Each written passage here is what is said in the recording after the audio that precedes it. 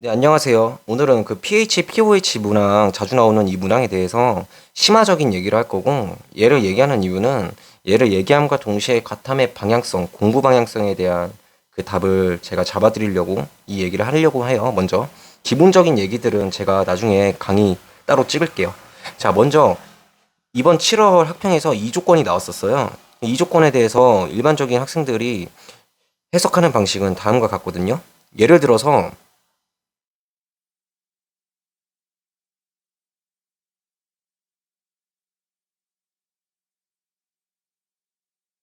이런 조건이 있다고 해볼게요. 그러니까 이거를 압축을 잘 못해가지고 추상화, 개념화를 잘 못해가지고 이런 일이 벌어지거든요. 이런 식의 식을 생각해 놓고 옆에다가는 이렇게 항상 통하는 이런 값에 대해서 계산을 하려고 해요. 이 두 가지를. 이렇게 풀면 굉장히 사고가 꼬이겠죠? 실제로.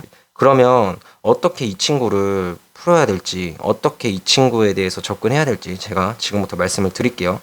자, 먼저 이 친구에 대해서 먼저 생각을 해볼 텐데, 얘는 항상 통하는 식이잖아요. 이 문제의 조건에서. 자, 그러면 얘를 간단하게 pH 더하기 pOH 그리고 이 2로 나눠. 그럼 7이 나오죠. 얘를 수학적으로 한번 해석을 해볼게요.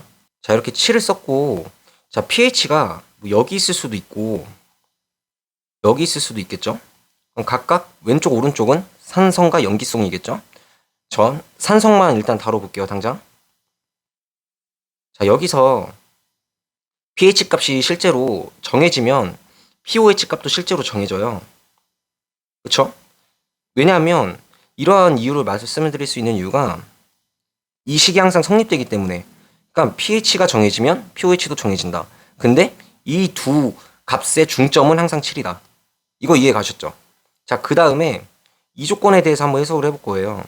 자, 얘는 뭐냐면 정해진 pH와 pOH 사이에 거리예요, 거리. 그럼 얘가 pH랑 pOH의 빼기의 절대값이겠죠?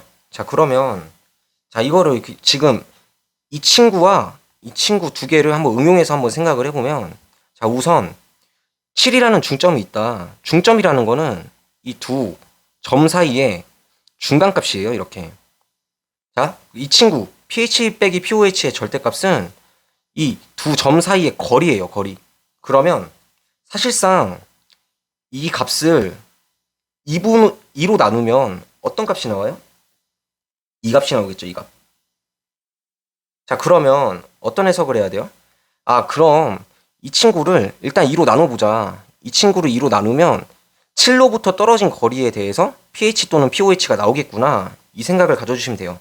자, 근데 여기서 그치면 안 되고, 자, 그러면 이 조건을 가지고 해석을 해보면, 7로부터 떨어진 거리가 지금 2라는 뜻이죠, 2. 그래야 절대값의 빼기가, 절대값의 차가 4가 나올 거고, 그러면 pH는 5겠죠? 그러면 당연히 pOH는 또 다른 pOH는 9겠죠. 이게 그냥 한 번에 나와요. 자, 그러면 여기서 그칠 게 아니에요. 자, 사실 이 pOH 9짜리는 의미가 없고 크게.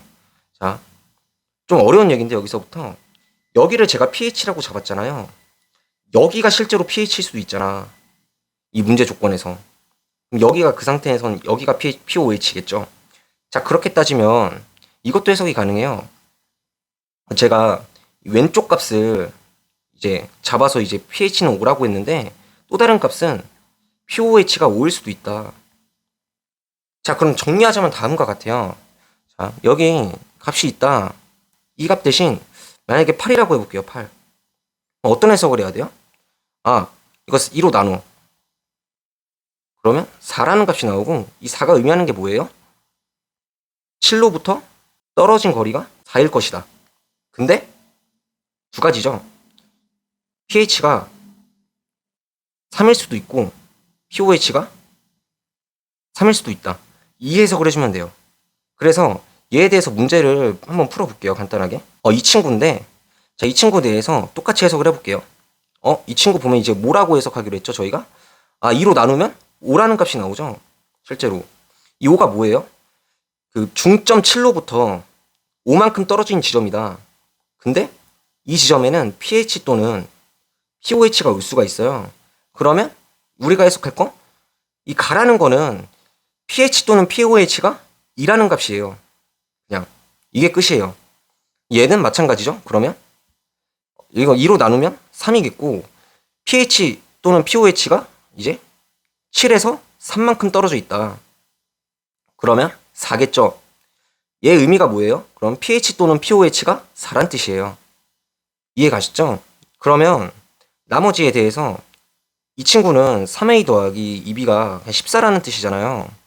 그래서 2를 한번 넣어보고 4를 한번 넣어봤더니 이게 성립이 돼가지고 그냥 여기 pH가 2다, 여기 pOH 4다 이렇게 문제 풀고 끝내주시면 되고, 자 이제 두 번째 조건 넘어갈게요.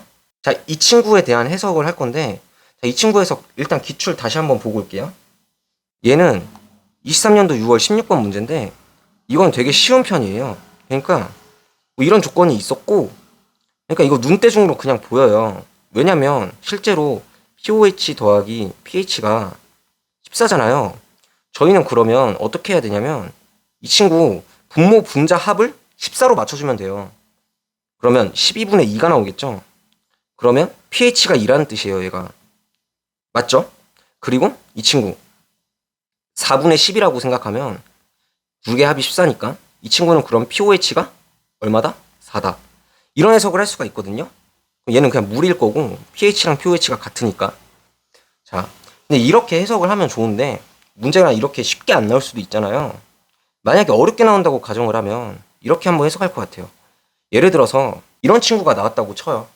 그럼 저희가 어떻게 계산할 거냐라고 했을 때는 이런 생각을 할 것 같거든요. 자, 그럼 pH를 3K라고 놓자.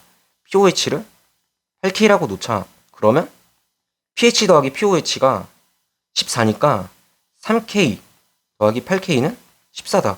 그래서 K는 11분의 14다. 뭐 이런 식으로 생각을 할 수 있을 것 같거든요. 그리고 여기 넣어가지고 pH는 11분의 42다.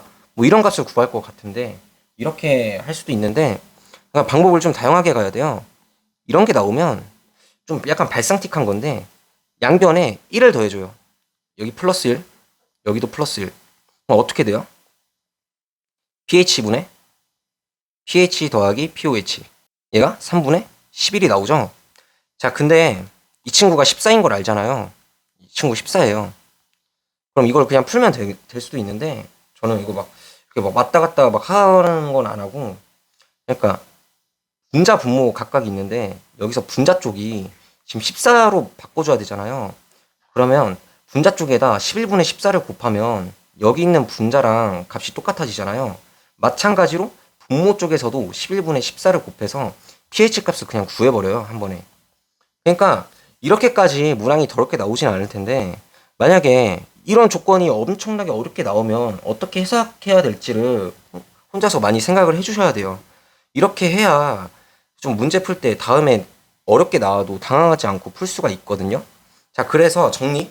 제가 이걸 말씀드리면서 오늘 과탐의 방향성을 좀 말씀드리려 했는데 일단 화학원 같은 경우는 뭐 다른 과목도 마찬가지인데 사람들이 상당히 퍼즐 같다고 해요. 퍼즐.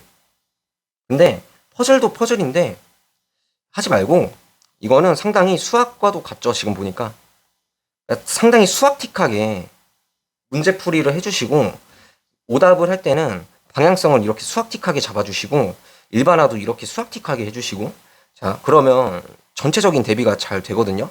물론 이런 사고 하는 게 굉장히 어려운데 이거를 연습 많이 하시다 보면 남들보다 훨씬 잘하게 되고 수능 볼 때 당황하지 않고 그냥 유연하게 풀 수 있게 돼요. 아셨죠? 이런 식으로 하나를 보더라도 그냥 넘어가지 않고 수학적으로 많이 해석하려고 노력해보자. 오늘 이야기는 여기까지고요. 끝까지 들어주셔서 감사합니다.